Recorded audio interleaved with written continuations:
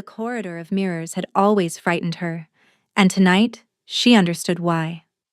Severin walked through the western passage of Hollowmere Palace with a single candle cupped in her palm and her grandmother's silver locket pressed against her sternum, hidden beneath the rough wool of a stable boy's tunic. Her braid had been hacked away 3 hours ago with kitchen shears. The shorn ends curled against her jaw, foreign and ugly. A leather satchel hung from her shoulder, packed with the few things that would not betray her. Dried marrow root, a folded letter she had never sent, 2 copper coins, and the small carved owl her father had given her on her 7th birthday, before the wasting fever took him. She did not look at the mirrors as she passed. She knew what the woman in the glass would look like, and she could not bear it. For 7 months, she had been the secret of the Alpha King of Hollowmere. 7 months of midnight summons through the servants' passages. 7 months of being lifted onto his enormous bed in the watchtower above the eastern wall, where no servant climbed and no advisor dared interrupt. 7 months of his mouth at the hollow of her throat, and his rough, whispered promises that he would tell the council, that he would tell the world, that he would name her his queen the moment the war with the Iron Coalition was won. She had believed every word. She had let him mark her on the inside of her left wrist, a half-formed claiming bite that no one but the 2 of them would ever see beneath the long sleeves of her physician's apron. She had let him press his forehead to her belly in the candlelit dark and whisper that the small life growing there was the most precious thing in his world. And then, 2 nights ago, she had overheard the Lord Marshal speaking with the Council of 3 in the Hall of Antlers. She had not meant to listen. She had been carrying a tray of fever tonic to the Marshal's wife, who had been ill for a fortnight. She had heard her own name, and she had stopped breathing, the porcelain cups rattling against one another on the silver tray. Her name, spoken with the casual disgust of men discussing vermin in a granary. "The girl is becoming a problem," the Lord Marshal had said. "She is with child. The king has confessed it to me. He believes he can keep her hidden until the war ends, but the war will not end this winter, and the council will not wait. Then the matter must be handled," one of the 3 had answered, and Severin had recognized the voice of Councillor Mirek, the man who had taught her to read when she was 8 years old. Quietly, "The king must not know. He is too sentimental." "A miscarriage can be arranged," the marshal had said. "The physician is loyal to me." A drop in her morning tea. "The king will grieve, but he will recover. He will marry the coalition princess. The realm will hold. And the girl? The girl will be sent to a convent in the southern marshes. If she resists, she will be sent to the river instead." She had not dropped the tray. She did not know how. She had carried it the rest of the way down the corridor, set it on the table beside the marshal's wife, smiled and said something about the bitterness of the herb, and walked back to her chamber with her knees locking and unlocking like the joints of a wooden puppet. She had not slept that night. She had not slept the next. And now, in the deepest hour of the 3rd night, she was leaving. She had walked this route every night for 7 months, only in the opposite direction, summoned upward toward the watchtower where he waited for her with his shirt unlaced and his hair still damp from the bath. Now she was walking down through the gallery, down through the servants' stair, down through the kitchen passage, down through the stable yard, and out through the small wooden door behind the smithy that opened onto the goat track that wound through the lower orchard and into the deep pine forest beyond. She had told no one, not the head physician who had trained her, not the kitchen girls who had been kind to her, not the old laundress who slipped her extra blankets in winter. There was no one she could trust. Councillor Mirek had taught her to read. The Lord Marshal's wife had once kissed her forehead. Every single one of them, she now understood, had been measuring her like a butcher measures a lamb. She passed the last mirror and turned into the narrow stair. Her left wrist burned. It had been burning for an hour. She had ignored it, told herself it was the cold, told herself it was her imagination, told herself that the bond between an unmarked mate and a true mate was nothing but a story whispered in the kitchens. But the burn was deeper now. It pulsed in time with her heartbeat. It pulsed the way it pulsed when he was thinking of her. She could not think about that. If she thought about that, she would turn around. She would run back up the stair and into the watchtower and throw herself at his feet and tell him everything. And then he would do what an alpha king in love does. He would defy the council. He would burn his own kingdom to the ground for her. And the Iron Coalition would sweep through the unprotected borders, and 10,000 people who had never heard her name would die in the snow. She loved him too much to let him do that. She loved their child too much to let her live in the ruins. She would disappear. She would carry his daughter, because she knew somehow it was a daughter, into the southern forests where the wolves did not run, and she would raise her under a different name in a village where no one had ever seen the antler crest of Hollowmere. The king would mourn her. He would marry the coalition princess. The realm would hold. The child would live. 3 lives saved with one quiet disappearance. The kitchen passage was empty. The great hearths had banked down to red coals. The scent of the night's stew still hung in the air, mutton and barley and the bitter green of crushed sage. She moved through it on the balls of her feet, past the long oak table where she had eaten 1,000 meals, past the iron hooks where the copper pots hung like sleeping bats. The kitchen door opened onto the small courtyard between the keep and the smithy. The cold hit her face like a slap. Her breath plumed silver in the moonlight. She crossed the cobblestones with her head low, the candle extinguished now, her boots making the soft scuffing sound of someone who knew exactly where every loose stone lay. The stable yard, the smithy, the small wooden door, the goat track beyond it that would carry her into the trees and out of his life forever. She reached for the iron latch. The door opened before she touched it. Severin's hand froze in the air. The wooden door swung inward on silent hinges, well-oiled, recently used. Cold pine-scented air rolled in from the orchard beyond, and in the doorway, tall enough that he had to stoop slightly to clear the lintel, with his great black travel cloak still dusted with the fine snow that had begun to fall in the high passes, stood the Alpha King of Hollowmere, Kael Varin. He should have been 3 days' ride to the north, at the war camp at Ashreeve, where she had watched him leave 4 mornings ago with 2,000 mounted wolves at his back. He should have been on a campaign that would not see him return until the first thaw. He should have been anywhere on this continent except in this doorway, at this hour, with his amber eyes fixed on her face and one gloved hand resting on the iron hinge as though he had been waiting there, exactly there, for hours. He did not move. He did not speak. He looked at her. He looked at the hacked braid. He looked at the stable boy's tunic. He looked at the satchel and the dead candle and the silver locket peeking from the throat of the rough wool. He looked at the way her hand was still raised to the latch that he had opened for her.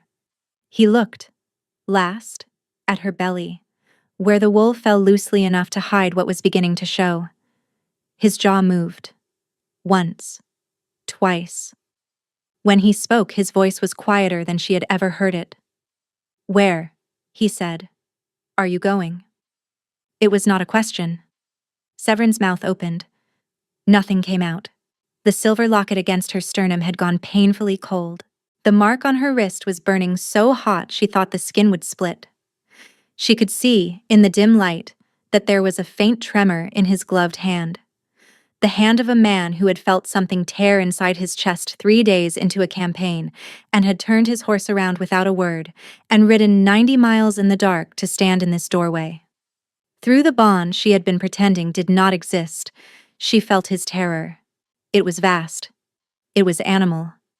It was the terror of a creature who had reached for his mate across the bond and found her receding, walking away, vanishing. Her satchel slipped from her shoulder and struck the cobblestones with a sound like a small body falling. "Severin," he said, and now his voice was breaking at the edges. "Tell me where you are going." She could not tell him. If she told him, everything she had calculated, every life she had weighed, would be undone. She had to lie. She had to lie with her whole body, with her face and her hands and her voice, to the one person in the world who had ever truly seen her. She lifted her chin. "I am leaving you," she said. The words fell into the cold air between them like stones into still water. Kael'Varen, Alpha King of Hollowmere, did not flinch. He did not roar. He did not seize her by the wrist and drag her back inside. He only looked at her with those amber eyes that had wept against her shoulder 100 times in the dark of the watchtower, and the something inside his chest that had been holding him upright through 90 miles of hard riding finally, visibly, broke. He took one step backward, out of the doorway, into the orchard. He held the door open. "Then go," he said. And Severin, who had spent 3 days preparing for every possible reaction except this one, felt the ground tilt beneath her boots. She did not move. She had braced for his fury. She had braced for his hands. She had braced for him to refuse, to forbid, to bellow for the guard, to shift into the great black wolf the kingdom whispered about, and pin her to the cobblestones with paws the size of dinner plates. She had not braced for him to step aside. The orchard beyond him was a dark mouth. The goat track was a thin, pale ribbon between the gnarled trunks. Snow drifted down through the branches in a slow, indifferent fall. "Go," he said again, softer this time. "If that is what you have decided, I will not stop you." His hand on the door was shaking now, openly. She could see his throat working above the collar of the great cloak. She could see the wet brightness in his eyes that he was not bothering to hide. She had to go. She had to step through the doorway and walk past him and not look back. Because if she looked back, she would never leave, and if she never left, her child would die before she ever drew breath. Severin bent and picked up her satchel. She walked toward the door. She passed within an inch of him. She felt the heat of his body through the cloak. She smelled the road on him, the horse and the leather and the cold and, beneath all of it, the warm, dark scent of his skin that she had memorized in the watchtower. The bond on her wrist screamed. She did not stop. She crossed the threshold. The cold of the orchard wrapped around her. She took 3 steps onto the goat track. 4. 5. Behind her, she heard him exhale. A long, ragged exhale. The sound of a man who had been holding his breath since the moment he understood she was leaving. She did not turn. She walked. The orchard swallowed her. The pines rose up. Her boots crunched on frozen needles. The candle was a dead weight in her palm. The mark on her wrist burned like a brand pressed deeper with every step. She did not turn even when, somewhere far behind her, somewhere in the high, empty courtyard of Hollowmere Palace, she heard the sound she had been bracing for in the doorway and which had not come there. A howl. It was not a howl of rage. It was the howl of an animal whose chest has been opened. It rose into the snow-thick night and held for one long, impossible breath and broke at the end into something that was not a wolf's voice at all. Something that was unmistakably a man's, and Severin pressed both hands over her mouth to keep her own answering cry inside her teeth, and she walked faster, and she did not look back. What she did not see, because she did not turn, was this. In the doorway of the small wooden gate, the Alpha King of Hollowmere had not moved. The howl had come from his throat without his permission. He stood there for a long time. Then, slowly, he stepped back inside the doorway. He closed the small wooden door with hands that were no longer steady. He walked back through the kitchen passage, climbed the servants' stair, climbed the long gallery of mirrors without looking at any of them, and climbed, finally, the spiral stair to the watchtower above the eastern wall. The chamber at the top was exactly as she had left it. The great bed was unmade. Her shawl, the gray one with the small darn tear at the hem, was folded on the chair by the window. A clay cup with the dregs of the cinnamon tea she liked still sat on the bedside table. He stood in the doorway and looked at all of it. He looked at the place on the pillow where her dark head used to rest. He looked at the little carved horse on the windowsill, the one she had laughed at because he had whittled it himself, and it was very bad. He walked to the bedside table. There, beneath the clay cup, folded into quarters with hands he now recognized as hers from the precise way she folded everything, was a slip of parchment. He picked it up. He unfolded it. He read it. It contained one line. "Forgive me for the mercy of disappearing. I love you too much to let you choose me." The Alpha King of Hollowmere read the line 3 times. Then he sat down very slowly on the edge of the great unmade bed, and he laid the parchment flat on his knee and he pressed his palm over it, and he did not move for a long time. When he finally lifted his head, his amber eyes had gone the color of beaten gold, and the man inside him was no longer the only thing looking out. He spoke a single word, very quietly, to the empty room. "Mercy," he said. He let the word taste like the lie it was. Then he rose and he walked to the great oaken door of the watchtower, and he descended. And he summoned his first Fang to the war room before the dawn bell had finished ringing across the snow-dusted city below. The village of Bracken Hollow lay 6 days' walk south of nowhere. It clung to the spine of a low ridge between 2 slow gray rivers, and its houses were built of fieldstone and turf, and it had 1 inn, 1 chapel, 1 mill, 1 well, and 1 healer who had walked into the village 14 months ago with her hand pressed to her belly and her boots worn through at the heel.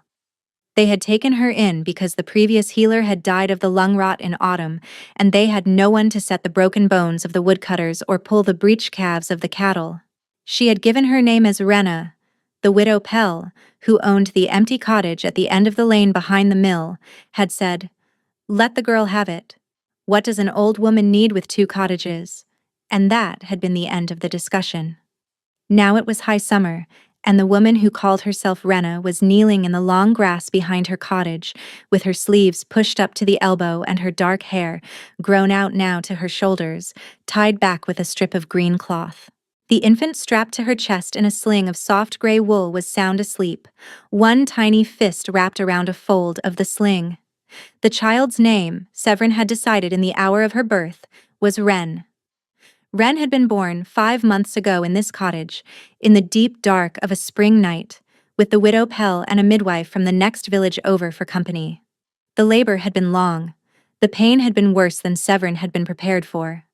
But the child had come into the world strong-lunged and bright-eyed, and Severin had wept into her tiny dark hair and whispered her father's true name to her, only once. "Cale," she had whispered. "Your father was called Cale. He loved you before he ever saw your face." Then she had named the child Wren, and she had folded the secret away inside her chest like a pressed flower in the pages of a book. The mark on her wrist had not faded. That was the thing she could not stop thinking about. The thing that woke her in the middle of the night with a jolt as though she had been struck. Among the wolf-blooded, a rejected mate's mark withered within a season. The skin smoothed. The bond starved. By now there should have been nothing on the inside of her left wrist but unmarked skin. Instead, the mark had darkened. It had not only darkened, it had spread. The half-formed claiming bite had grown threads of silver that traced up the inside of her forearm in a delicate branching pattern, like frost creeping across a window pane, like a tree growing in slow motion under her skin. It pulsed with her heartbeat, and sometimes, when the wind blew from the north, it pulsed with another rhythm beneath her own. Slower, deeper, the rhythm of a heart she had pressed her ear against in the watchtower 100 times. She did not know what it meant. Marks faded. Marks scarred. Marks did not bloom into silver vines on the skin of a woman who had walked away. Unless... She would not finish the thought. The thought, finished, was a door she could not open and continue living. The thought, finished, was unless he never let me go. "Mistress Rena." The voice was small and breathless. Severin looked up. A boy of perhaps 11, the miller's youngest, was running across the grass toward her. "Mistress Rena, father says come quick, there are riders at the inn." Severin's hand went still in the basket. Riders. 3 of them. Big men. They have a banner. It is black, with a stag on it. Father says he has never seen the like. A stag. The breath left Severin's lungs in a long, thin stream. The crest of Hollowmere was a white antler on black. A stag was a thing close enough to share the hunting grounds, close enough to be mistaken for, but it was not the antler of the king. The Lord Marshal of Hollowmere bore a black banner with a silver stag. The men at the inn were not Kael's. The men at the inn were the marshals. Go, Severin said, and her voice came out perfectly steady. Go back to your father. Tell him I am at the chapel laying out herbs for old Cobb's poultice. Do not tell him you saw me here. Do you understand me, Toby? The boy nodded. He went, his bare feet flashing back across the grass. Severin was already moving. She gathered Wren close against her chest with one arm and lifted the basket with the other and walked. Not ran, walked, back to the cottage. Running drew the eye. A woman walking with a sleeping baby and a basket of flowers drew nothing. Inside, she set the basket on the table. She unstrapped Wren from the sling and laid her in the small wooden cradle by the hearth. She crossed to the trunk at the foot of her bed and lifted the lid. Beneath the folded linen was a leather satchel she had not touched since the orchard. Inside it was a dead candle, a small handful of coins, the folded letter, and her father's carved owl. She added the silver locket from around her neck. She added the small carved horse from her bedside table, which she had stolen from the watchtower on the night she left because she could not bear to leave it behind. She closed the satchel. She went to the cradle. "We have to go again, my love," she whispered. She did not let herself cry. She had cried out all the easy tears in the orchard. What was left now was only the hard kind, the kind that did not fall. She turned toward the door to fetch her travel cloak. The door opened before she touched it. Severin froze. In the doorway, framed against the afternoon light with the dust of the road still on his boots, and the white antler of Hollowmere stitched in silver thread on the breast of his black travel coat, stood a man she had last seen pouring wine for the Lord Marshal in the Hall of Antlers. He was not the Marshal's man. He was the king's first fang. His name was Doran Ashbringer, and he had been Kael Varen's sworn second since they were both 15 years old, and his amber eyes were fixed on Severin's face, with the weary, terrible patience of a man who had been searching for her for a very long time, and who had finally found what he was looking for. Behind him, in the lane, a second rider was dismounting. And behind that rider, stepping down from a great black warhorse, was a tall figure in a cloak, the color of a starless night, with the hood drawn up against the sun, and one gloved hand resting on the pommel of a sword Severin had last seen, propped against the bedpost of the watchtower above the eastern wall. The figure did not lower the hood. Doran Ashbringer stepped aside, and the Alpha King of Hollowmere walked, slowly and without speaking, toward the door of the cottage where his daughter slept in a wooden cradle by a hearth he had never seen, and where the woman he had let walk into the orchard was standing very still, with her hand still raised toward a cloak she would not now have time to put on. He stopped in the doorway. He did not cross the threshold. He could have. There was no door in any of the 4 kingdoms that could be closed against the Alpha King of Hollowmere. But he stopped at the line where the rough stone of the lane met the worn pine boards of her cottage floor, and he did not come in. He lowered the hood. The face that looked at her now was not the face she remembered. He had grown thinner. The high planes of his cheekbones stood out sharply beneath skin that had gone the color of old parchment. His hair was longer than she had ever seen it. There were hollows beneath his eyes that were not shadows. There was a fresh scar at the edge of his jaw, a thin white line that had not been there in the spring. He looked, she thought, like a man who had been ill for a very long time and had only recently begun to recover. "Severin," he said. His voice was hoarse. The single word fell into the small room like a stone into still water, and her name in his mouth, after all the long silence, undid something in her chest she had spent every waking hour stitching shut. "You should not be here," she said. It came out small and tired, and she heard the tremor under it, and she hated herself for the tremor. "I know," he said. "You should not be here either." Behind him, in the lane, Doran Ashbringer had taken up a position with his back to the cottage and his hand on the hilt of the long knife at his hip. The second rider, a younger man with a hawk on the shoulder of his coat, had moved to the other end of the lane. The small dirt track had become, very quietly, a guarded corridor. "The marshal's men are at the inn," she said. "I know." "How long have you been?" 3 hours. We arrived at dawn. We have been waiting at the edge of the wood for the boy to leave you. I did not want him to see me." So he had watched her. He had watched her kneeling in the long grass with their daughter strapped to her chest. He had stood in the trees and looked at her and said nothing, for hours, while her child slept against her collarbone. Severin's eyes burned. "Why?" she said. "Did you not stop me, Kale?" She had not meant to ask that question, but it was the question she had been asking herself in the small hours when Ren slept and the silver vines on her wrist pulsed with a heartbeat that was not her own. His face did not change, but something behind his eyes did. His hand closed on the doorframe. The wood creaked. "Because you asked me not to." Severin's breath caught. "You did not ask me with your mouth. You asked me with everything else. You walked into that orchard like a woman walking into a river to drown. You walked past me, and I felt the bond between us screaming, and I felt your wolf. The wolf you do not even know you have, asking me to let you go, because you had decided that going was the only thing that would keep something safe."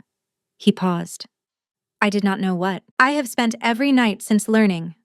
Behind him, Ren stirred in the cradle and made the small, soft sound of a baby about to wake.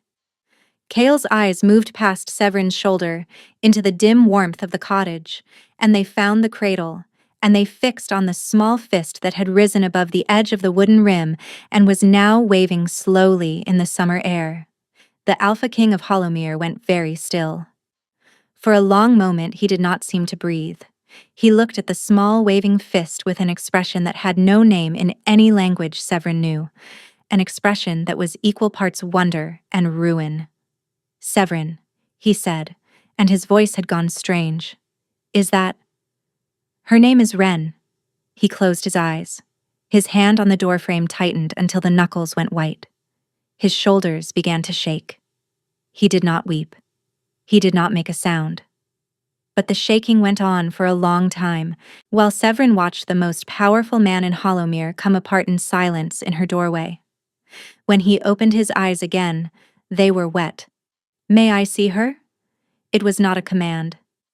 The Alpha King of Hollowmere, who could have walked through her door and lifted his daughter from the cradle and ridden north with her, before Severin could draw breath, was asking permission.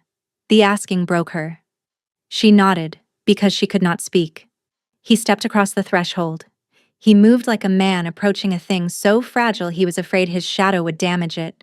He crossed the worn pine floor in 3 slow steps, and he knelt beside the cradle, and he laid one hand, very carefully, on the rim of the wood beside his daughter's small waving fist. Ren's hand opened. Her fingers closed around his thumb. Her eyes opened. They were not Severin's gray eyes. They were not the deep amber of the man kneeling beside her. They were a color in between, a strange luminous bronze, like a coin held up to firelight.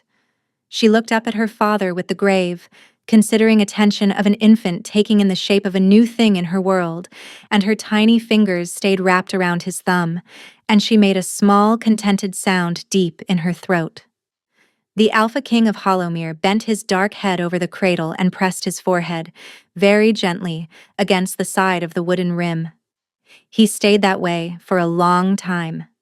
When he finally lifted his head, his face had been carved into something new. The grief was still there. The exhaustion was still there.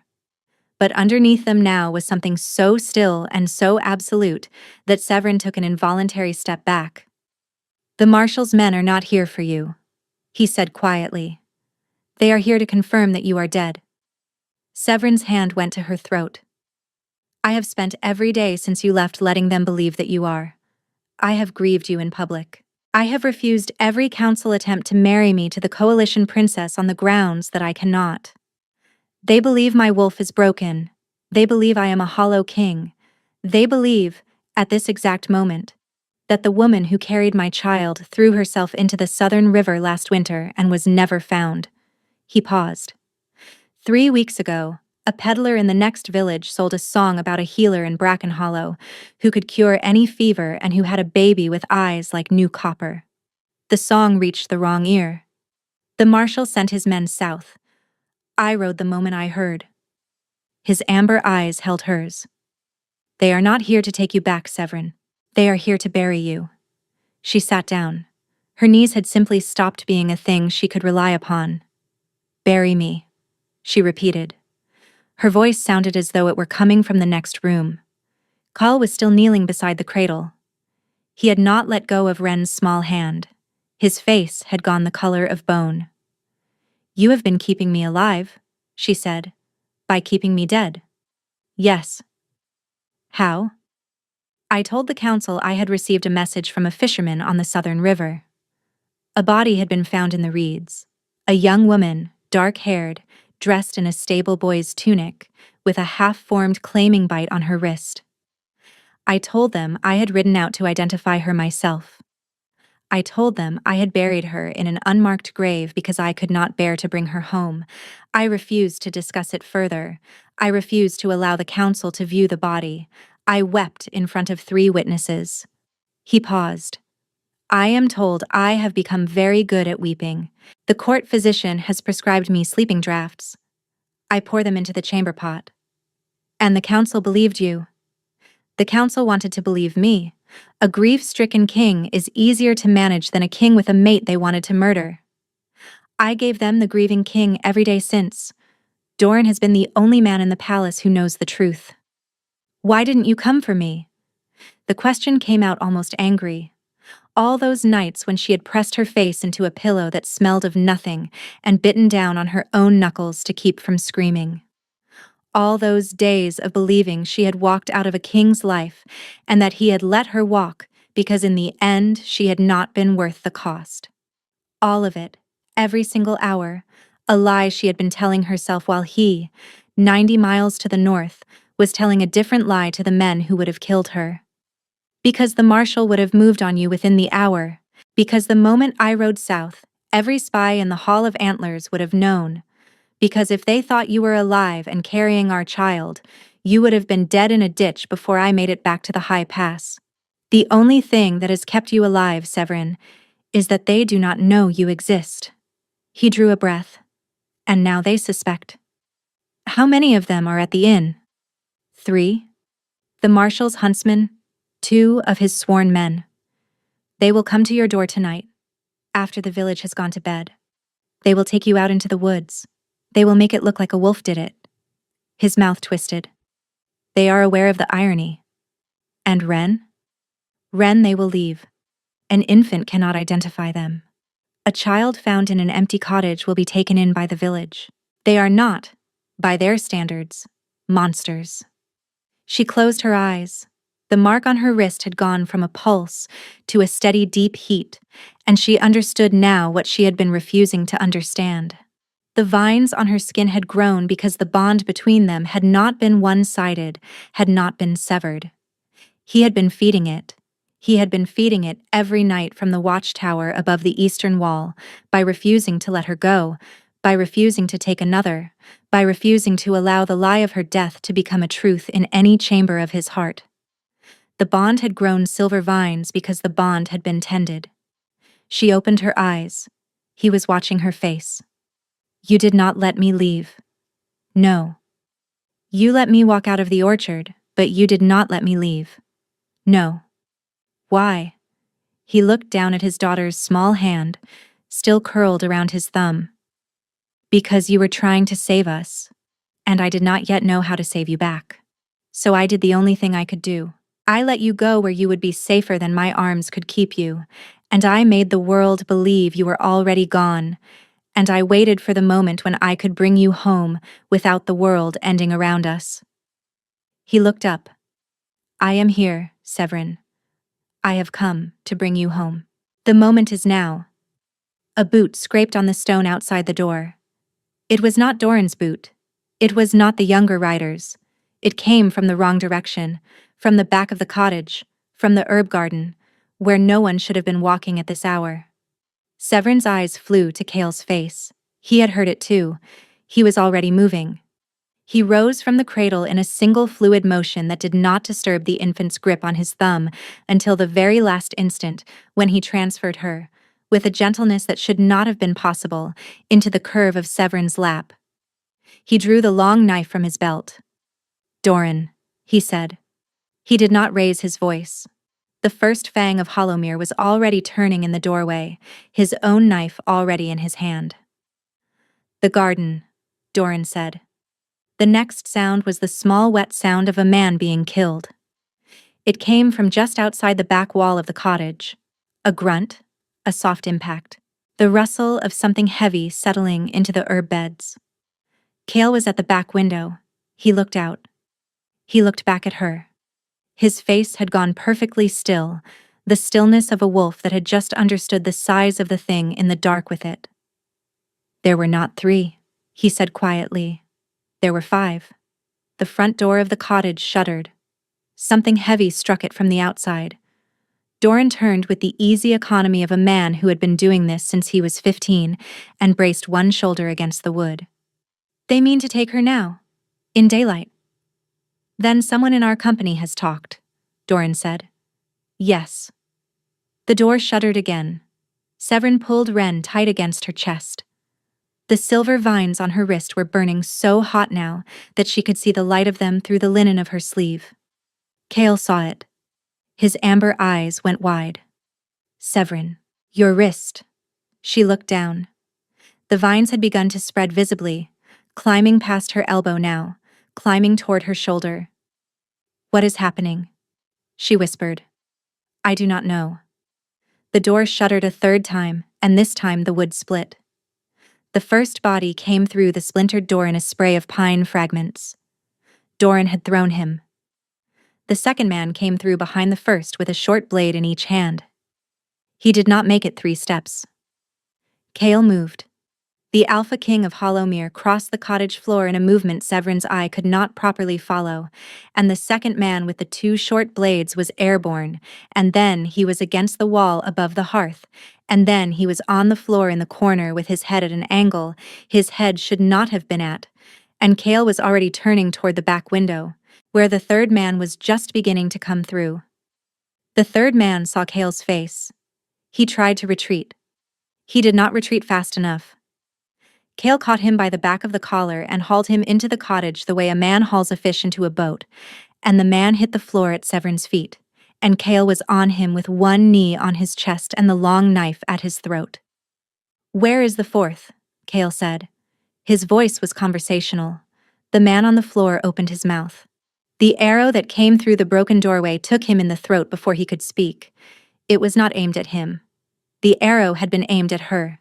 The angle was wrong because Cale had been kneeling between her and the doorway, and the man on the floor had risen up under Cale's knee in his last desperate convulsion, and the arrow had taken him instead.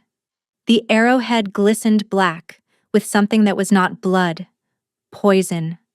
Doran was already through the broken frame and into the lane. The younger rider with the hawk had appeared from the side of the cottage with a short bow and was loosing arrows into the kitchen garden at things Severin could not see. Wren began to cry. The sound of her daughter's frightened wail unstuck something in Severin that had been frozen since the boot scraped on the stone behind the herb beds. She rose. She crossed to the cradle and laid Wren down inside it, and she pulled the small wooden lid that the widow Pell had carved for her, and she closed it over her daughter. And she whispered 3 words through the wood. "Stay quiet. Love." The bond on her wrist was screaming. The silver vines had reached her collarbone. She could see them in the polished iron of the cooking pot that hung beside the hearth, glowing faintly under her skin like wire heated in a forge. She did not understand what was happening to her body. She did not have time to understand. Cale had risen from the dead man on the floor. His amber eyes had gone the strange beaten gold she had seen once before, in the watchtower, when he had told her that his wolf was very close to the surface and she should not be alarmed if his eyes changed. The eyes were changing now. A second arrow came through the broken doorway. This one Cale caught. He plucked it from the air between them with his bare hand, and he closed his fist around the shaft, and the arrow snapped in his grip. "Stay behind me," he said to her. "Whatever happens, whatever you see, Stay behind me. There are at least 8. The marshal sent more than I thought. They were not going to take you tonight. They were going to come for you in your sleep. Make it look like an accident. He bared his teeth in something that was not a smile. He has thought of everything. He has not thought of me. He turned toward the door. He paused. He looked back at her, with the silver vines glowing under the skin of her throat, and his eyes traveled from the vines to the cradle where their daughter was making small, frightened sounds beneath the carved wooden lid, and the something inside him that had been holding itself together since the orchard finally fully let go. When he spoke, his voice had dropped half an octave. I am going to end the men who came to harm my mate. He walked out into the lane. Severin stood alone in the broken cottage. She did not stay behind him. She had decided, in the orchard, that she would never again be the woman who let other people die for her. She had walked out of Hollowmere because she had thought walking would save them. She had been catastrophically wrong, and the price was that strangers in her thyme garden had brought poisoned arrows to a cottage where her daughter slept. Not again. Not ever again. She crossed to the table. She needed the small clay jar at the back of the table, the one she had brewed 3 weeks ago after a wolf had come too close to the village, and a woodcutter had asked her if there was anything that could turn a wolf away. She had told him there was not. She had lied. She lifted the jar. She unstoppered it. The smell that rose from it was thick and sharp, the smell of crushed wolfsbane and silver shavings and the resin of the white pine. An old recipe, an outlawed recipe, a recipe her mother had whispered to her when she was 9 and had made her swear never to brew. Only if the world ends, my love. Only if the world ends. The world had ended an hour ago. She tied a strip of linen around her face. She stepped over the dead man on the floor. She walked, with the silver vines burning under her skin and the small clay jar in her hand and her dead mother's outlawed recipe held close against her chest, toward the broken doorway. Outside, Kelvaren was already among them. The lane was full of men. Severin counted 6 on their feet and 3 on the ground. Doran had a man pinned against the wall of the smithy across the lane. The younger rider with the hawk was moving with the man Severin had just decided was very young, perhaps 18. Cale was at the center of the lane, and there was blood on his sleeve that was not his, and the 2 men closing on him from opposite sides were not going to reach him. What they were going to reach was the cottage door. Severin saw it the way one sees a card that has not yet been turned. The 2 men were splitting around him. One was carrying a torch that he was trying, with hands that shook, to strike a light against a steel. The torch was for the cottage. The torch was for the cradle. Severin lifted the clay jar. She did not know, afterward, where the words came from. They rose up out of her chest as though they had been waiting to be spoken, and they came out of her mouth in a voice that was not entirely her own, a voice that had a low harmonic under it. Stop, she said. The lane stopped. Every man in it, the marshal's men, the king's men, Cale himself, the boy with the hawk, the man Doran had pinned against the smithy wall. Every single one of them turned, in the same instant, to look at the woman in the doorway with silver vines glowing under the skin of her throat and a small, unstoppered clay jar held high in her hand. She tipped the jar. The black liquid inside it poured out onto the dirt of the lane in a thin, perfect line that ran from her doorstep to the edge of the road. Where the liquid struck the earth, the dirt darkened. Where it pooled, a thin, pale smoke began to rise. The marshal's men, the men with wolf blood in their veins, took a step back. They took it in unison, the way men step back from the edge of a cliff they had not realized was a cliff. The man with the torch dropped the torch. This is my house, Severin said, in the voice that had a harmonic under it. This is my daughter's cradle. You will not pass this line. The black liquid hissed. The smoke thickened. Severin lifted her marked wrist and pressed her glowing palm flat against the doorframe, and the silver vines under her skin pulsed once, brilliantly, and the line of black liquid in the dirt caught fire. It was not ordinary fire. It rose from the earth in a thin, pale wall, the height of a man, the color of moonlight, and it did not touch the cottage, and it did not touch Cale where he stood beyond it.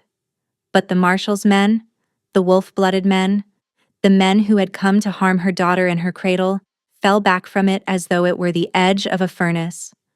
One of them screamed. The wall of pale fire held, and Severin understood at last what her mother had meant when she had said only if the world ends. She had not made the recipe. The recipe had made her. She turned her head. Slowly, and across the wall of pale fire, her eyes met Cale's, and from his throat, low and astonished and reverent, came a single word. Vela, he said. It was a word in the old tongue, the tongue spoken in Hollowmere only by the very old and the very secret, and Severin had heard it once before, as a child, from her mother's lips on her deathbed. She had not known what it meant. She had never asked. She understood now that her mother had known exactly what was sleeping in her daughter's blood. And she understood, with a cold, clean certainty that arrived in her like the first breath after a long submersion, that the Lord Marshal of Hollowmere had not sent his men south to bury a healer. He had sent them to bury a Vila, which meant the Marshal had known what she was, which meant he had known for years. The wall of pale fire flickered. Severin's knees began to give. The last thing she saw, before the silver vines on her wrist pulsed one final blinding time and the world tilted sideways into darkness, was Cale Varin vaulting through the wall of her own moonlit fire as though it were nothing, his arms already reaching for her, his mouth shaping her name. She woke to firelight. The ceiling above her was made of dark beams she did not recognize. The air smelled of wood smoke and wool. Somewhere very close, a fire was crackling. Somewhere else, somewhere even closer, a man was breathing, slow and steady, the breath of a person trying very hard not to make a sound. She turned her head. Cale was sitting on a low stool beside the bed.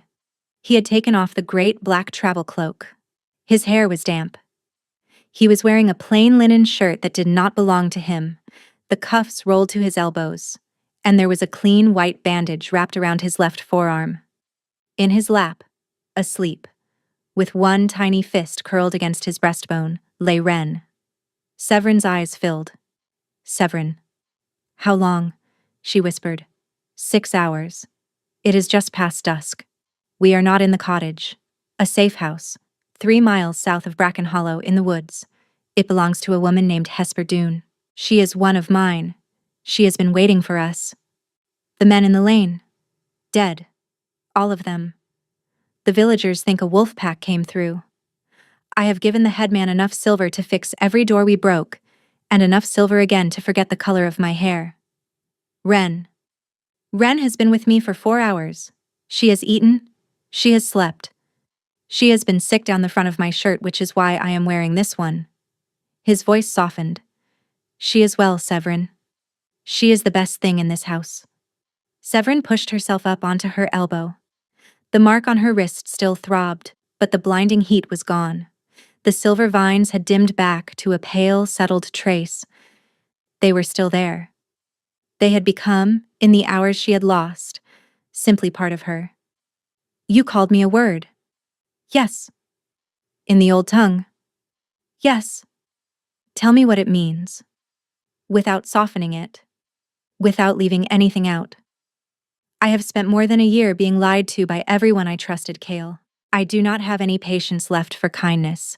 Tell me what I am. He looked down at the sleeping infant on his chest. A Vela is a woman of the old blood. Older than my line.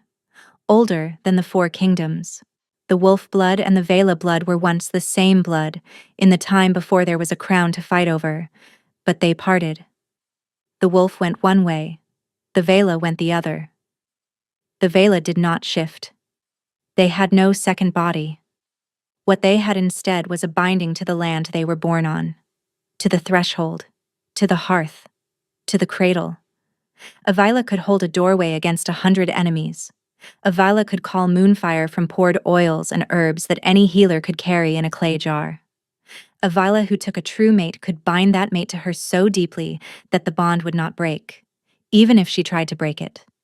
Even if she walked away.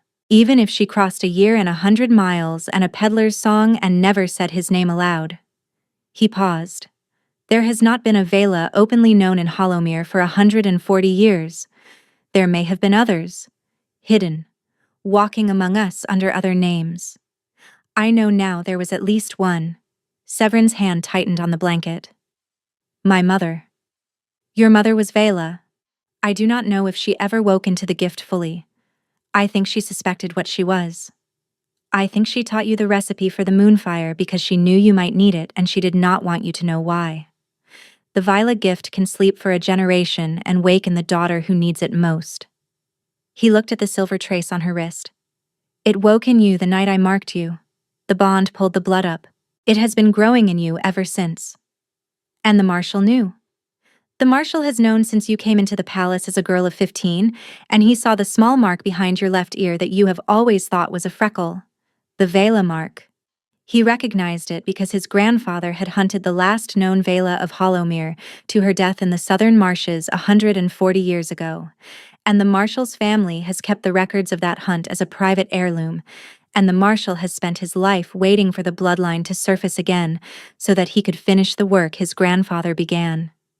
He thought he had finished it once, the night your mother died. He did not know she had left a daughter behind. He let me near you. He arranged for you to be near me. He could not kill you outright. A Vela killed without cause leaves a curse on the land that lasts 7 generations. He needed you to be killed with cause. He needed you to be a problem. So he allowed you to be brought into the palace as a physician, and he watched, and he waited. And when I fell in love with you and got you with child, he had his cause. And you? Did you know? No. I did not know what you were, Severin. I knew what I felt. I did not know that the bond was Vela work. I did not know the Marshal's father had hunted your mother to her death the night you were born. I knew only that you were mine, and that something in the kingdom wanted you dead for it, and that I would tear the world apart before I let it have you. You knew you would tear the world apart, and you let me walk into the orchard anyway. Yes. Why? Because tearing the world apart would have killed you, and I would rather spend a year keeping you dead in my own court than spend 1 hour holding your body in my arms, because I had been too proud to let you go. Her eyes filled. Kale. Yes. I do not know how to come back. He laid one large hand, very gently, over the small back of his sleeping daughter. You do not have to know. You only have to come. A soft knock came at the door. It was Hesper Doone, a small woman of perhaps 60 with iron-gray hair plaited tight against her skull. My lord. Doran has returned. He says he must tell you alone. He says it concerns the company that rode south with you. Kale's face changed. It changed in a way Severin had not seen before. Something went very still behind his eyes. I will come to him. He rose. He carried Wren to the bed and laid her into the curve of Severin's body. He bent. He pressed his mouth against Severin's forehead, briefly, fiercely. What is it? She whispered. I do not know yet, but I told you, an hour ago, that someone in our company had talked. I think Doran has just learned who. He went out, and the door closed behind him. Severin lay very still, with her sleeping daughter tucked into the curve of her body, and she listened to the murmur of 2 men's voices in the next room, and she waited. It came sooner than she expected. It was Kale's voice. It was not loud. Mirek. The name fell through the wall like a stone. Counselor Mirek. The man who had taught her to read when she was 8 years old. The man whose voice she had heard in the Hall of Antlers 3 days before she fled, agreeing that the matter must be handled quietly. The man who, somehow, had ridden south with her king, and who had spent the journey betraying her to the Marshal 1 mile at a time. Severin pressed her face into Wren's dark hair and she did not cry, because she had no tears left for the men who had taught her to read. The voices in the next room rose and then dropped again. By the time the door opened, Severin had become someone slightly different from the woman who had lain down 2 hours ago. Kale came in alone. He went to the small window and stood looking out at the dusk, with his back to her. How long has he been against me? She said quietly. Years. Mirek has been the marshal's man for 19 years, since before I took the throne. He was placed in the king's household as a tutor when I was a boy. He was loyal to the Lord Marshal's family, and he had been since the year my mother chose to marry into Hollowmere instead of into the marshal's house, which was the older insult I did not know existed. He turned from the window. Mirek rode south with us because Doran trusted him. Doran trusted him because I trusted him. I trusted him because he taught me to read. A muscle moved in his jaw. He has been carrying messages back to the marshal at every village we stopped in. He told the marshal where you were. He told the marshal that I had ridden personally, which is why the men in your lane were not 3, but 8. The marshal had time to send the second wave because Mirek bought him the time. Where is Mirek now? Bound. In the cellar of this house. Alive. Alive. Why? Because I wanted you to choose, whether he lives or dies. The man taught you to read, Severin. The man held your hand when you were 8 years old and afraid of the sound of the wolves in the courtyard. He has betrayed you. He has betrayed me. He has spent 19 years pretending to love both of us, and he has put your child in the path of a poisoned arrow. By every law of Hollowmere, I am within my rights to break his neck on the cellar stairs. I will not do it without your word. Severin sat up very slowly. Ren stirred and settled. The silver vines on her wrist pulsed once, gently, as though something deep in her had heard the question and was waiting. Take me to him. He did not argue. He helped her up. Hesperdoon took the infant with the practiced hands of a woman who had raised 10 of her own. Kale wrapped a heavy shawl around Severin's shoulders. He took her hand, and he led her down the steep wooden steps into the cellar. The cellar was small and dry and smelled of stored apples. A single oil lamp burned on a hook in the rafter. Doran Ashbringer stood at the foot of the stair with his arms folded. The man tied to the wooden chair in the center of the room was Counselor Mirek. He was older than she remembered. He had the loose gray skin of a man who had not been sleeping. His hair, the long iron-gray hair he had always worn tied at the nape of his neck with a black ribbon, had come loose. There was a thin trickle of blood at the corner of his mouth where Doran had silenced him on the way down the stairs. He began to weep when he saw her. Severin. Oh, child. Oh, my dear child. She did not answer him at once. She walked, slowly, around the chair. She finished her circle and stopped in front of him. Why? He shook his head. The tears were running freely down the lines of his face. You will not understand. I will understand exactly. I am very good at understanding, Mirek. You taught me. He flinched. The marshal would have killed my sister. My sister, Severin. She has 3 children. He has held them over me for 19 years. He told me when you were a child that you would one day be a problem, and that when the day came I would tell him the shape of the problem, and if I did not, my sister and her children would be found in a ditch outside the south gate. You knew what I was? I suspected. I did not know.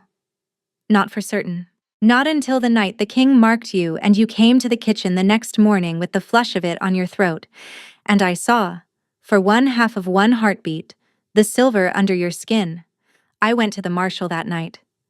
So you told him to kill me. I told him to send you away. I begged him. I said the convent.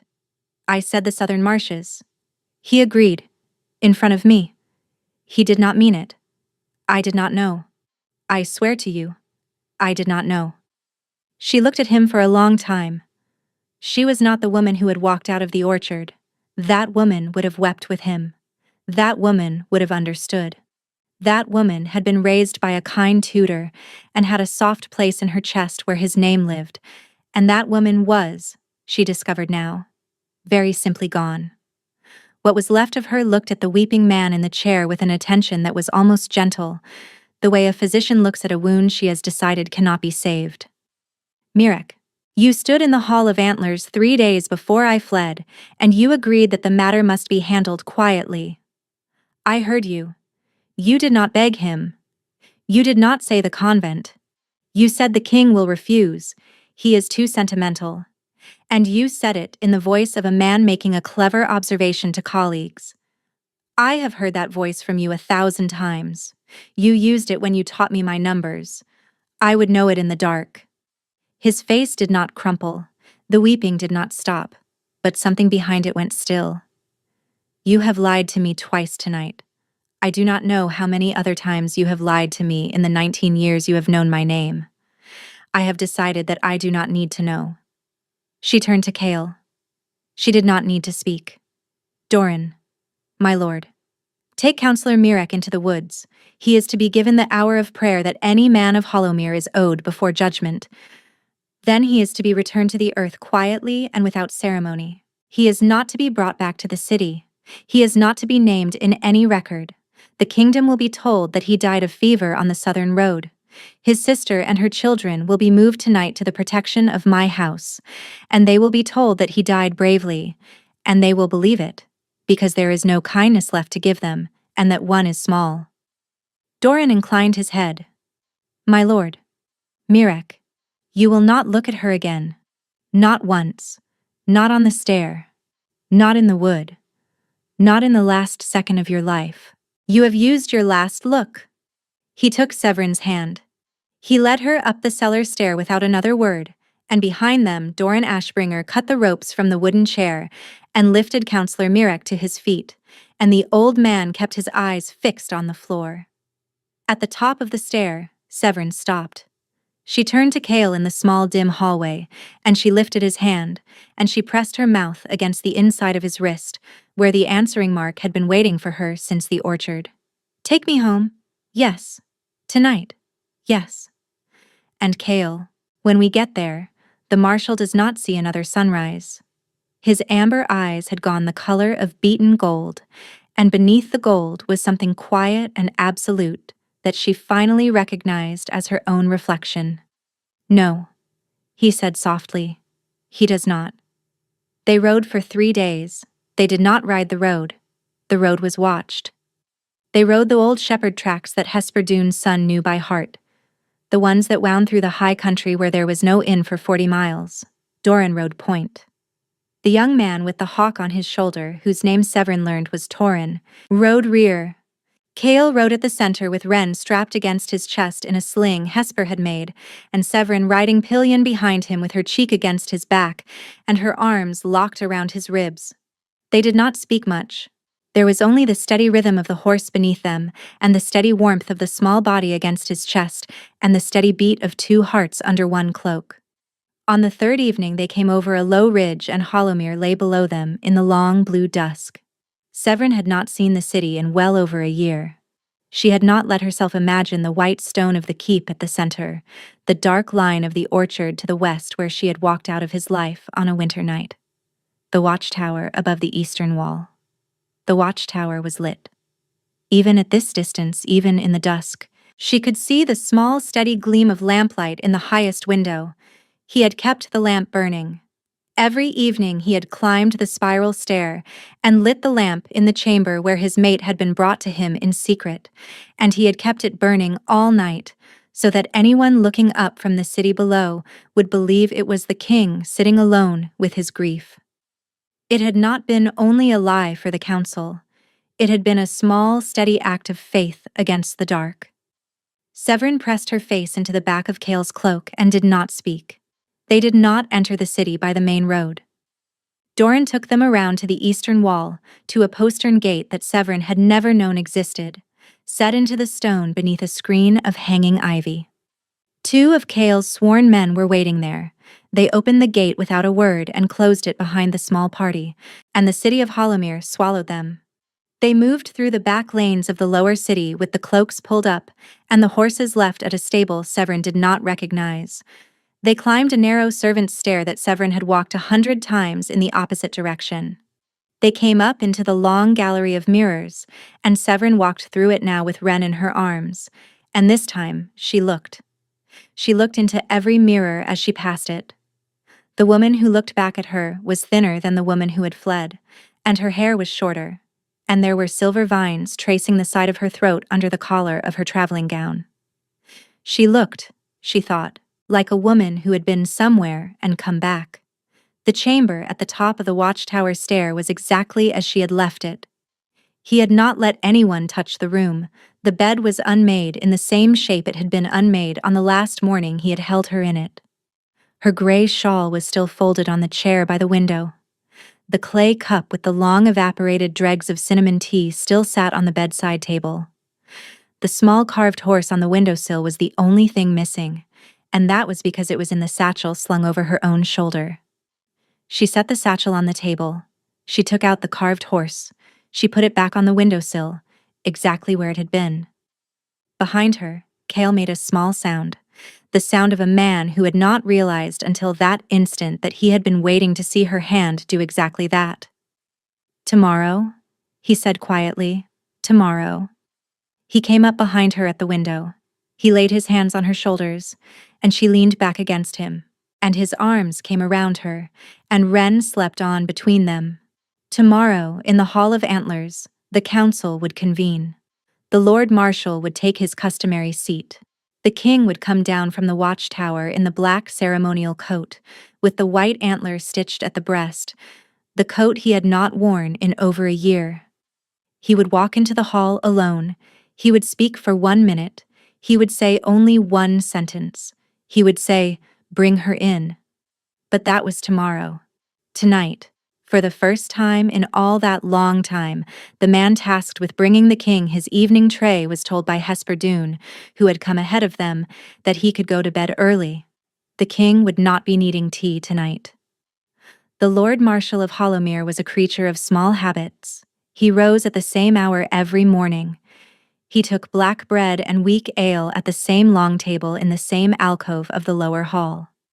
He walked to the Hall of Antlers by the same passage at the same hour, and on the morning of the council session he was always the first man through the doors.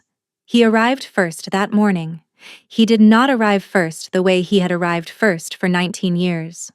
The hall, when he stepped into it, was already lit.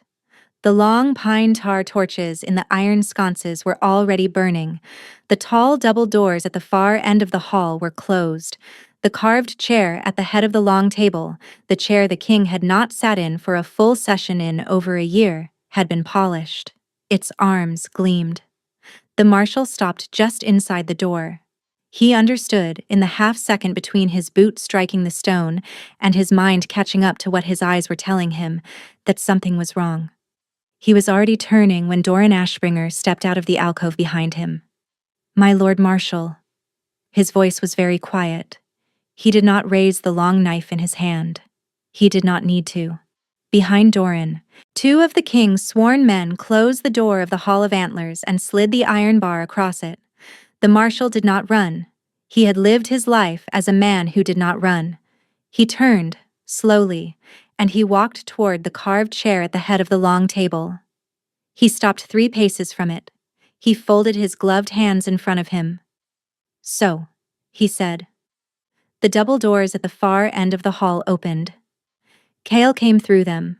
He was dressed in the black ceremonial coat with the white antler stitched at the breast. He walked the long aisle with the unhurried pace of a man who had nowhere else in the world he needed to be. He stopped behind the carved chair. He laid one hand on its high back. "My Lord Marshal." "My king, you sent 5 men south. I sent 3. You sent 5. They are dead in a lane behind the mill in a village called Brackenhollow. So is your huntsman. So is the 17-year-old boy you sent because he was small enough to climb through the back window of the cottage without being heard." The marshal's jaw moved. "You were ill-informed, my king." "I was perfectly informed. Councillor Mirek had been informing me of every step of your operation for the last 6 days. He did not know he was informing me. He thought he was informing you." The man Doran left in the wood with him for the hour of prayer was very kind. He let Mirek believe, until the last minute, that the message he had sent ahead would reach you in time. The marshal's gloved hands tightened. "You will not find proof in his pouches." "I do not need proof in his pouches. The council is not in session, my Lord Marshal. The bar is across the door. By the time the council is in session, this conversation will be finished." He paused. You will tell me that your grandfather hunted the last known Vela of Hollowmere to her death in the southern marshes 140 years ago. You will tell me that your father finished what your grandfather could not. The night a healer of the northern provinces died of her wounds in a lying-in chamber that had been promised her as a sanctuary. You will tell me that you recognize the small mark behind the left ear of a 15-year-old girl who came into my palace as a physician's apprentice. You will tell me that you arranged for her to be near me, and that you watched, and that you waited, and that, when the moment came, you sent men south to silence her in her sleep, and let me think a wolf had done it. The marshal lifted his chin. And if I do not tell you, then I will tell the council in your place. I will tell them tomorrow.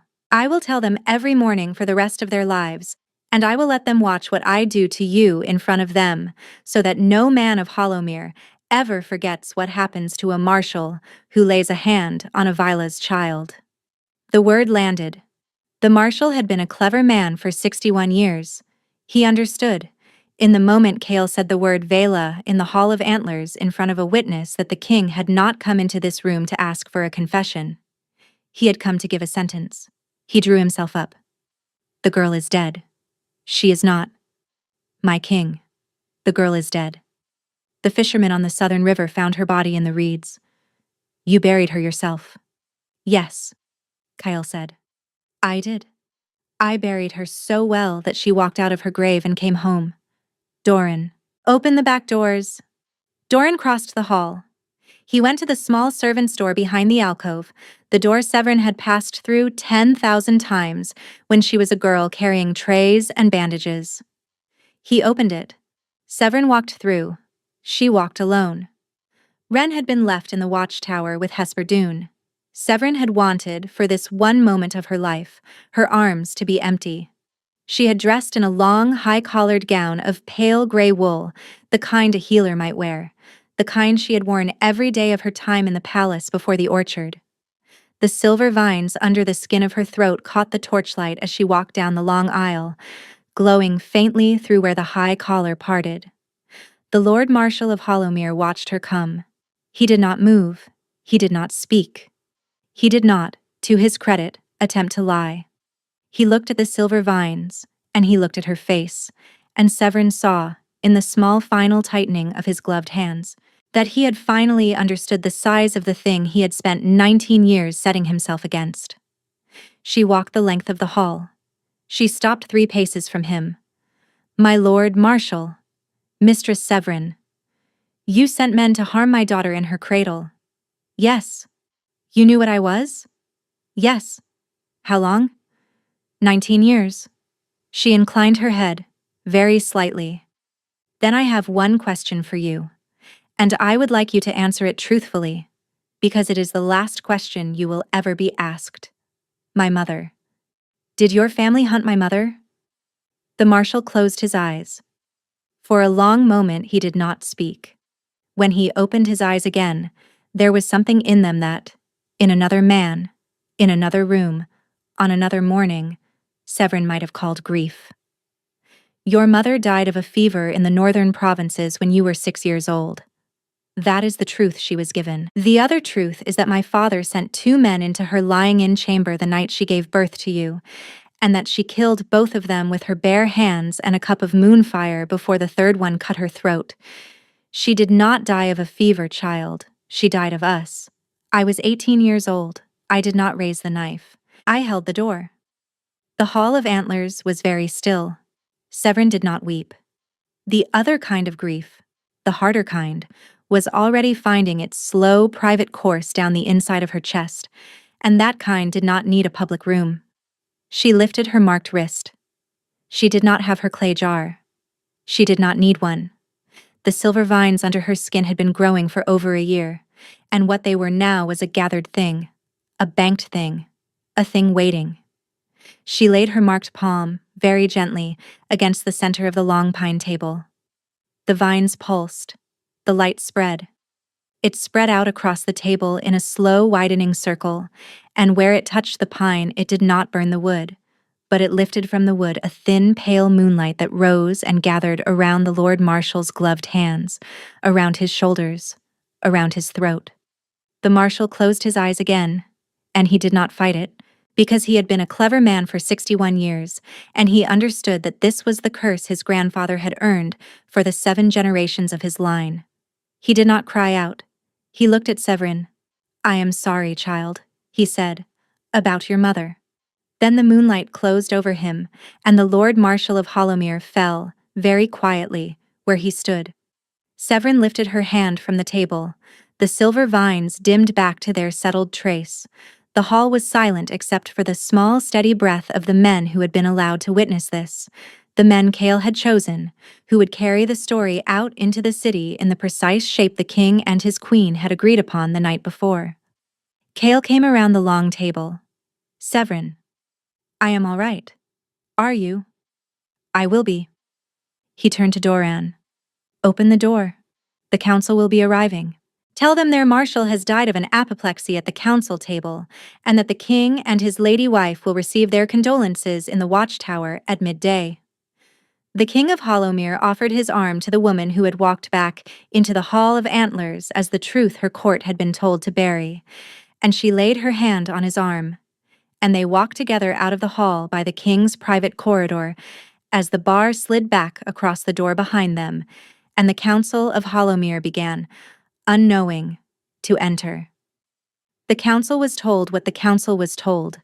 The marshal had died at the table of an apoplexy. The court physician signed the certificate without remark.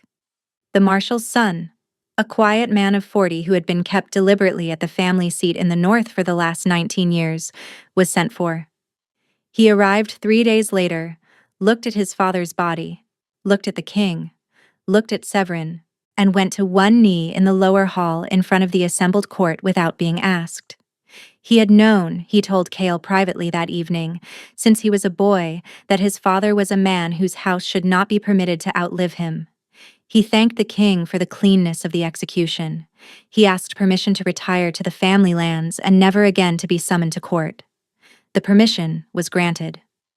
The coalition princess was sent home with a polite letter and a chest of silver. She returned the silver. She kept the letter. 2 years later, when she became the queen of her own country in her own right, she sent Severin a small carved bird of white stone with a note that said only, "Thank you for not dying, sister." The Iron Coalition signed a treaty that winter. The war that the marshal had been so certain would not end for years ended in a single afternoon of negotiation in a tent on the high pass. Between a tired king who had buried no one in the southern marshes and a tired coalition general who had been waiting 9 months for a reasonable man to send him a reasonable letter. The treaty was named, in the histories, the Treaty of Two Quiet Men. Councillor Mirek was buried in the woods south of Brackenhollow, in a grave Doran Ashbringer dug himself.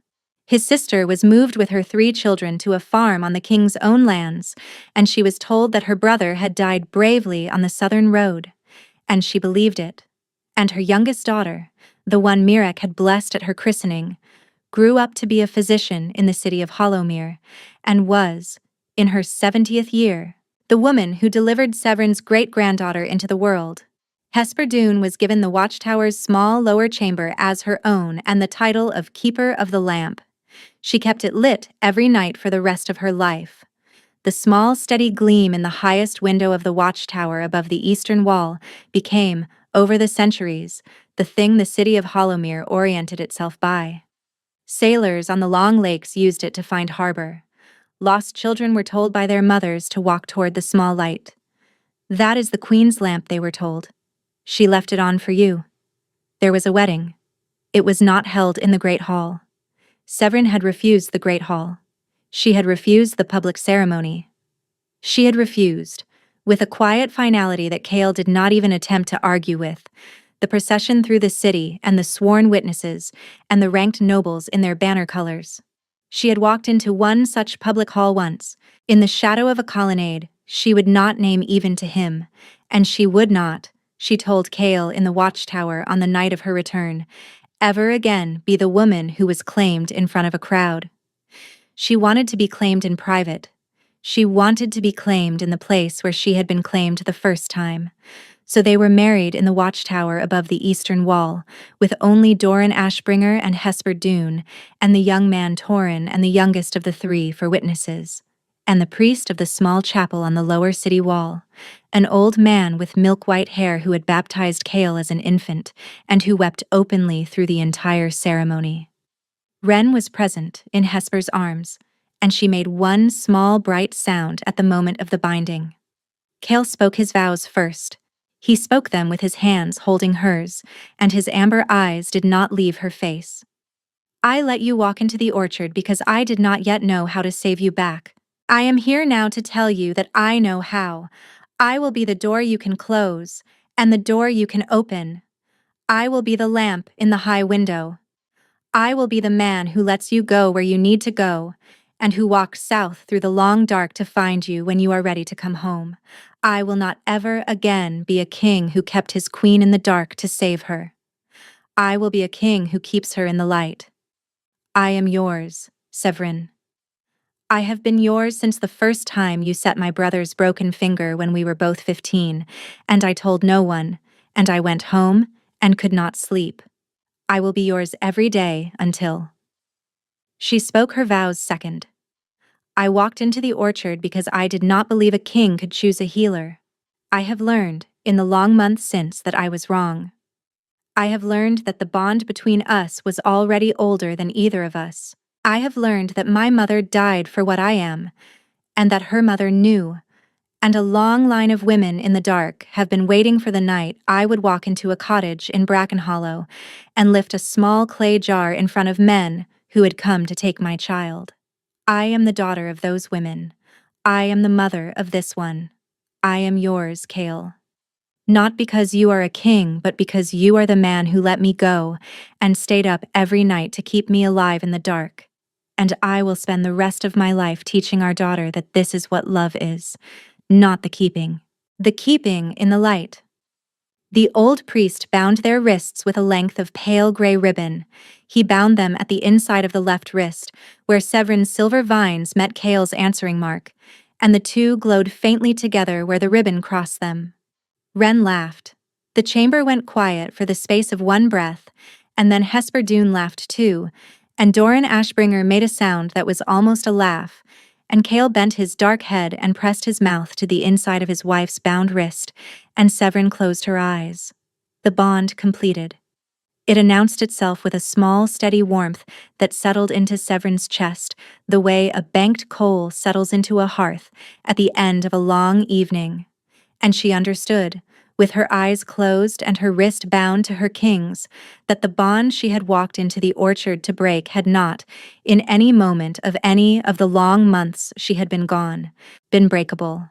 It had been waiting. It had been waiting for her to stop running and for him to stop hiding, and for the two of them, finally, to choose each other in a small lit room in the highest chamber of the tower, with the small body of their daughter watching from the curve of an old woman's arm. The pale gray ribbon, when the old priest unwound it from their wrists, came away faintly silver where it had crossed her skin. He folded it. He gave it to Hesper, who put it in a small wooden box that she kept on her hearth for the rest of her life. The lamp in the high window burned that night, as it had burned every night for over a year and would burn every night thereafter. Below it, in the small chamber of the watchtower above the eastern wall, the Alpha King of Hollowmere lay on his side in the great unmade bed, his dark head propped on one hand, watching his wife sleep. Ren was curled in the curve of her mother's body. Severin's hand rested over their daughter's small back. Her dark hair was spread on the pillow exactly as he had imagined it spread on the pillow on every one of the long nights he had climbed this tower alone. He did not sleep. He had not slept much in all this time. Sleep had become a thing that arrived in pieces and left in pieces, and tonight, with his wife and his daughter inside the curve of his arm, he had no need of it. He had a long time. That was what he understood. He had been given a long time by the woman who had walked into the orchard to save it for him. He had been given a long time by the daughter who had been laid into his lap on a stool in a small safe house, and who had, against all reason, gripped his thumb. He had been given a long time by the bond on his wrist, which had been waiting all this time for the bond on hers to come home, and which would, he understood now, never let either of them be lost in the dark again. Severin opened her eyes. She did not move. She did not turn her head. She only opened her eyes and looked up at him in the lamplight, and her gray eyes were calm. "You should sleep," she whispered. "I am sleeping." "You are not." "I am resting." She smiled very faintly, and the smile was the smile he had not seen on her face in all the long months, and which he had thought, in the worst hour of the worst night, that he might never see again. "Cale." "Yes. Lie down." He lay down. He laid his arm over his wife and his daughter, and he closed his eyes. Outside the window the lamp burned. In the city below, the watchman on the lower walls saw the small steady gleam in the highest window of the watchtower, and did not, that night, think anything of it. The lamp had been lit every night for a long time. The lamp would be lit every night for the rest of their lives, and the lives of their children, and the lives of their children's children. The lamp was, by then, simply part of the city. It was the small light that meant the Queen was home. It was the small light that had been left on, all those long months, by a king who had not been able to bring her home yet, but who had known, with the absolute certainty of a man whose wolf had refused to let her go, that one day he would. He had brought her home. She had, in the end, brought herself. And in the small high chamber of the watchtower, with their daughter sleeping between them and the silver vines on her wrist, resting at last against the answering mark on his, the Alpha King of Hollowmere, and the Vila who had walked out of his orchard to save him fell asleep at the same moment, for the first time in too long, and for 10,000 nights to come. The lamp burned. The city below it slept, and in the long pages of the histories of Hollowmere, in the chapter that would be read aloud to children for 300 years afterward, the story would always be told the same way. It would begin in an orchard on a winter night, when a healer with silver under her skin walked away from the door her king had opened for her. It would end in a tower, on a summer night, when the same king laid his arm over his wife and his daughter and slept. Thank you so much for listening. I hope you enjoyed this story.